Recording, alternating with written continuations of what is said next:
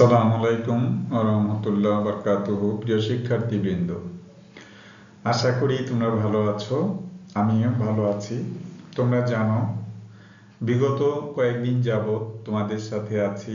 বিভিন্ন সময়ে বিভিন্ন লেকচার নিয়ে ফিনান্সের উপরে অনেকগুলো লেকচার আমি অলরেডি ডেলিভারি দিয়েছি। অ্যাকাউন্টিং এর উপরে তোমার ওয়ার্কশিট অনেকগুলো লেকচার ডেলিভারি দিয়েছি।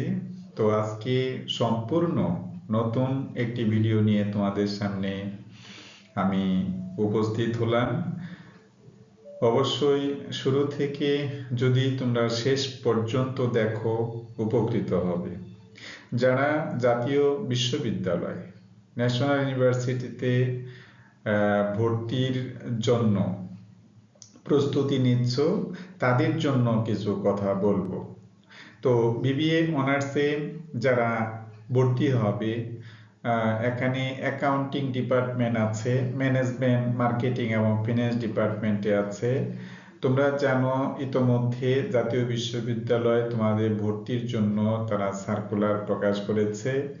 সেখানে ভর্তির যে কোয়ালিফিকেশনস তোমাদের গত ক্লাসে বলেছি যে এসএসসিতে ন্যূনতম জিপিএ 2.5 থাকতে হবে এবং এইচএসসিতে ন্যূনতম 2.5 থাকতে হবে, বাট দুইটা মিলিয়ে তোমাকে 5.5 হতে হবে। তার মানে 2.5 ইকুয়াল টু কিন্তু 5 হয়, কিন্তু 5 না 5.5 হতে হবে, বাট ন্যূনতম 2.5 হবে। তাহলে কোনো একটা তোমার এসএসসিতে যদি 2.5 থাকে, ইন্টারে থাকতে হবে 3, আবার এইচএসসিতে যদি 2.5 থাকে, এসএসসিতে থাকতে হবে 3। মোটের পর দুটো মিলিয়ে 5.5 হতে হবে, তবেই তুমি ভর্তির জন্য অ্যাপ্লাই করতে পারবে। তো জানো, 21 জানুয়ারি সকাল 10টা থেকে অলরেডি তোমাদের অনলাইনে আবেদন শুরু হয়েছে। 28 ফেব্রুয়ারি রাত 12টা অবধি অনলাইনে আবেদন চলবে। যথেষ্ট সময় আছে, সুযোগ পাবে। আর বিষয়টা হলো যে পরীক্ষা হবে তোমাদের মে মাসের 3 তারিখ শনিবার 11টা থেকে 12টা পর্যন্ত 1 ঘন্টার পরীক্ষা। তো 1 ঘন্টার মধ্যে তোমার 100 মার্কের পরীক্ষা থাকবে।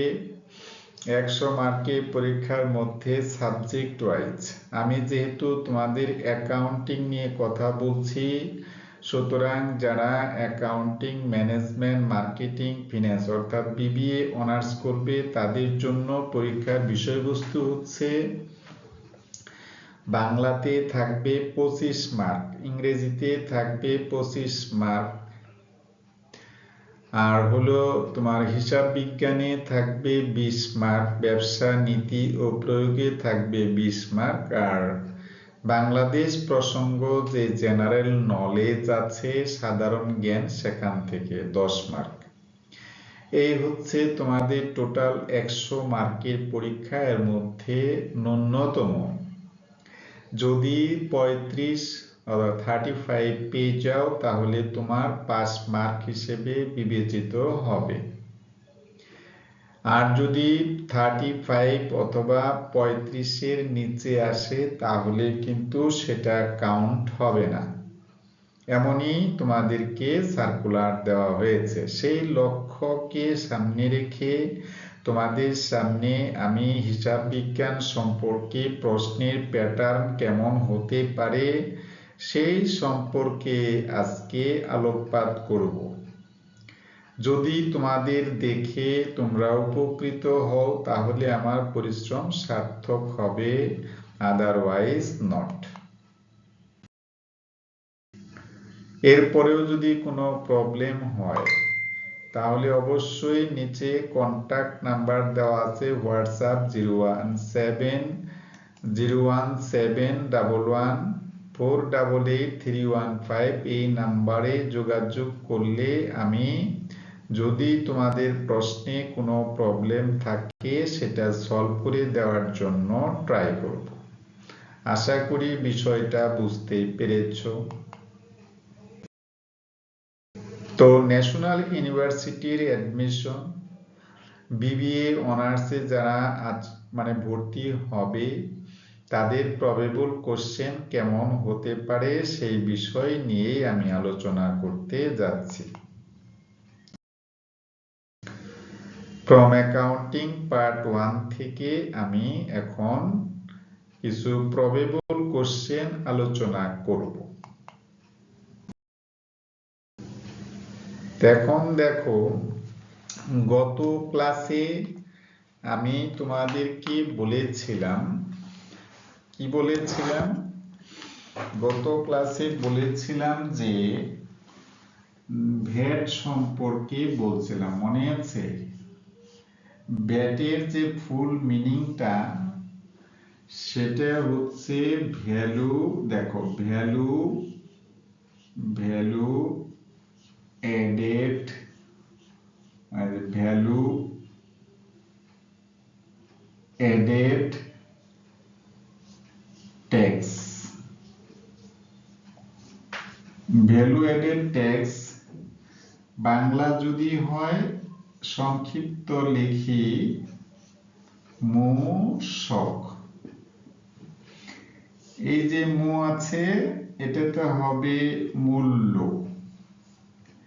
দন্ত স আছে তাতে হবে সংযোজন, কতে আছে এটা হলো কর, মূল্য সংযোজন কর। গত ক্লাসে আরেকটি প্রশ্ন লিখেছিলাম যে বাংলাদেশে, এই দেখো বাংলাদেশে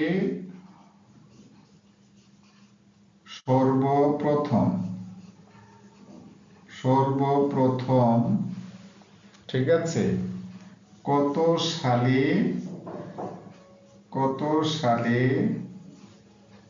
ভ্যাট চালু হয়? ভ্যাট চালু হয়, এখানে তোমার ক অংশে চারটা ফর্ম থাকবে। ধরে নাও কতে বললো 1992 সাল, 1992 সাল মার্চ মাসের 10 তারিখ, এরকম একটা আনসার তোমার সামনে দেওয়া থাকলো। খ নম্বরে যদি বলে যে 1932 সাল, 1932 সাল, এটা একটা বলা থাকতে পারে। গ নম্বরে বলল 1991 সাল, 1991 সাল তোমার জুলাই মাসের 1 তারিখ। আর ঘতে আরেকটা প্রশ্ন থাকলো 2012 সালের জুন মাসের 30 তারিখ, জুন 30।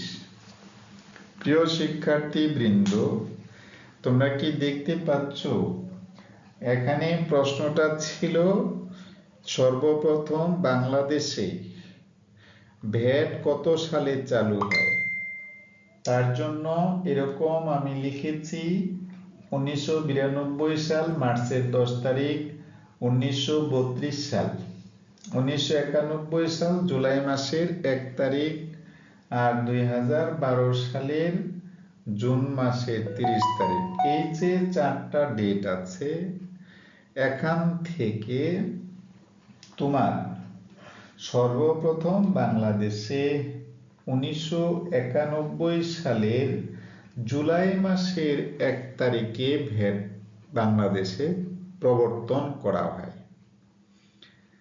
তো সেই ক্ষেত্রে আমরা জানি পণ্য ক্রয় করলে আমরা ক্রয়ের উপরে সচরাচর 15% ভ্যাট সরকারকে দিয়ে থাকি।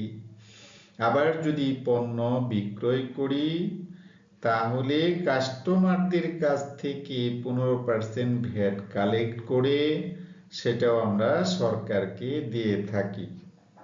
এখন প্রশ্ন হলো, এই ক্ষেত্রে যদি বলা হয় যে, খেয়াল করো, একটা প্রশ্ন দিল যে ভ্যাট সহ পণ্য ক্রয় 20,000 টাকা লিখলো। 20,000। তোমাদের কাছে আমার প্রশ্ন যে এই যে ভ্যাট সহ পণ্য ক্রয় করেছে 20,000 টাকা, এর মধ্যে ভ্যাটের পরিমাণটা কত? এই ভ্যাটের পরিমাণটা নির্ণয় করাই হবে তোমার আনসার। এখানে ক একটা দিয়ে দিবে, খতে আরেকটা থাকবে, গতে আরেকটা, আবার ঘোড়ার ঘতে আরেকটা থাকবে। এই ক্ষেত্রে তোমাকে মনে করতে হবে, যখন ভ্যাট সহ থাকে, ঠিক আছে, তখন তোমার মনে করতে হবে যে আমরা জানি 100 টাকার পণ্য ক্রয় করলে আমরা ভ্যাট দেই কত? 15 টাকা। তাহলে 100 টাকা যদি পণ্য ক্রয় করি, সেখানে যদি ভ্যাট 15 টাকা থাকে, তাহলে পরে আমার ভ্যাট সহ কত হবে? 115 টাকা। বুঝতে পেরেছ? তাহলে 115 টাকার মধ্যে যদি 15 টাকা ভ্যাট থাকে, তাহলে আমার এই 20,000 টাকার মধ্যে ভ্যাট আছে কত, সেটা একটু নির্ণয় করলেই হবে। আমি একটু দেখে নিচ্ছি যে এই যে 15কে